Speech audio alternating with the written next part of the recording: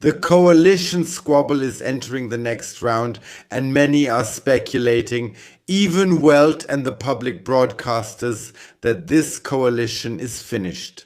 I don't want to repeat it again today. I've said it too many times already, although I still believe that it has no future anymore. However, and I have to say this as well, yes, they wanted to argue again. The citizens have just, I would say, had enough this time. And Katharina Reiche is now even publicly attacking Lars Klingbeil in the press. We'll take a look at that today, and I'm telling you, there's money involved. In recent weeks, the coalition partner has stood out by making proposals that are expensive, ineffective, and constitutionally questionable. A coalition partner, constitutionally questionable. If you'd like to support the channel, please like and subscribe. Especially on a beautiful day like today, when there's so much government infighting, we still want to promote free speech here in Germany, thank God. Yes, it was hidden. Klingbeil is meeting with his left-wing associations, which he currently has in the Chancellery. And today he literally got the thumbs up, but at the same time he was also given a brutal rejection. We'll take another look at that in a moment, but just very briefly beforehand.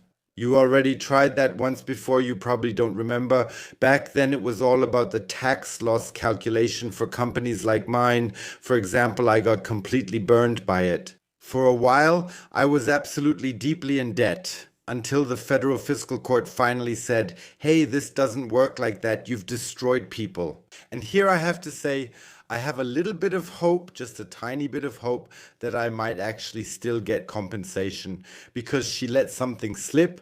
But first, let's watch the first clip for the clear rejection and what that means for the SPD afterwards. And windfall tax. I clearly reject the windfall tax. First of all, it is constitutionally questionable. The Federal Fiscal Court doubts that a so-called windfall tax complies with the financial constitution. We have many pending lawsuits from the time when the previous government introduced this mechanism, also under European law. Is someone perhaps preparing a minority government when they act so aggressively against their own partner? Or what are they really planning in Germany? By the way, about these pending lawsuits, you probably didn't know about them and heard about it for the very first time today. People like me, for example, were absolutely fed up. Let me explain it to you very briefly. Yes, I earned 213,000 euros in 1 year. But that year, I was supposed to pay 1.35 million euros because they were not basing it on the actual profit, but on the surplus. No, they just wanted to tax my entire revenue directly, and from all the expenses I had throughout the whole year, I was only allowed to offset 20,000 euros. If you have a thriving business now with about 15 to 17% profit, you can roughly calculate what the whole thing actually ended up costing. However, I have to say I haven't heard anything about it for over a year and a half and thought, well, it must have just faded away somewhere.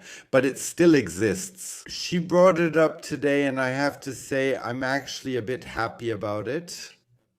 And hopefully they'll blow up this government this weekend and send those 8% packing.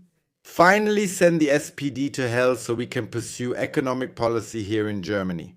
And I believe, and I'm speaking here for everyone who follows this channel, we all hope, at least for now, that there will finally be a minority government and that the SPD will simply, let's say, be sent packing. Or do you see it differently?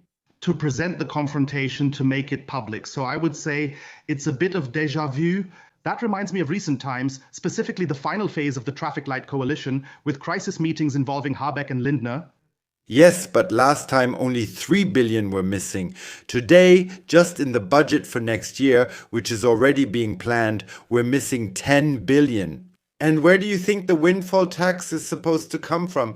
Let's really say it out loud now. Do you out there seriously believe that if they impose a windfall tax, they're going to give the money back to you now that they're already letting the special debt fund disappear into the budget? Do you seriously believe that they would use the windfall tax to relieve the citizens? Lars Klingbeil is scared shitless. Sorry for the harsh words, but Lars Klingbeil is absolutely terrified.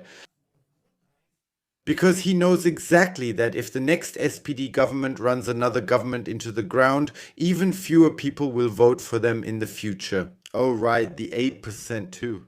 And here too, we really have to ask, how far do they want to go to reach the 5% threshold? And let's be really honest with ourselves, the 5% threshold isn't far away anymore with a solid 8% voter base. And I couldn't have summed it up any better. Showing the greatest possible disunity publicly, that's a very interesting move. And that will provide a lot of material for discussion in the coalition committee. That much is certain. Yes, probably a lot of people didn't notice it or only noticed it in passing. I made a video about it once.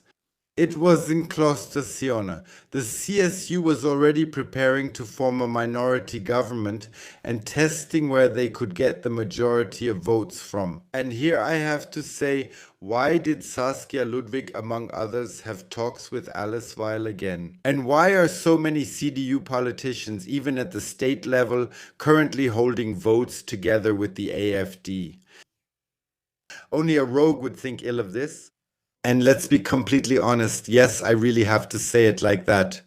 It's actually nice to see that the firewall is burning and it's blazing on all sides, because I think what this country really needs is a sign that everyone is talking to everyone again here, and everyone in the government, and I really mean absolutely everyone, is interested in finding a solution. How we can move the economy forward, how we can close the budget gap, how we can get out of this debt, and how we can tone down all this war rhetoric. And of course, how we can secure our energy supply. Because the gas storage facilities are not being filled at the moment. But we should actually start doing that soon if we want to prepare for the winter. There's this series, I think it's called Game of Thrones. Winter is coming, and it's coming with really big boots and will probably hit this government extremely hard. It shouldn't be about that. We should focus on the upcoming reforms and coordinating proposals. How do you want to present the key budget points? At the end of April, when it's still completely unclear what the plans are for healthcare, not to mention pensions. So that's an extremely tight schedule. The budget gaps are relentless. 20 billion for this year, 60 billion for next year, and so on. So urgent action is needed, urgent coordinated action within the government.